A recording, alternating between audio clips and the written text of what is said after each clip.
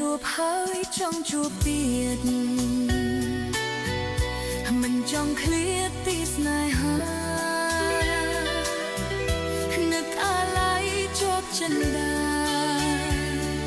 ថាបែបទៅអូននៅនឹកមិនភ្លេចនឹកជាមេត្តាប្រថ្លៃគេងមិនលូនរាល់រាត្រីអាឡ័យស្នេហ៍មិនអស់អាឡ័យថ្លៃជីវិតធ្លាប់នៅជិតបំពេថ្ងៃណាទៀតនឹងបានជួបស្នេហ៍ជាថ្មី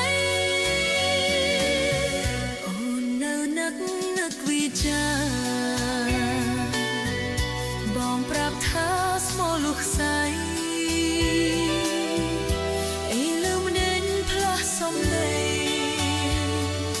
បងភ្លីអូន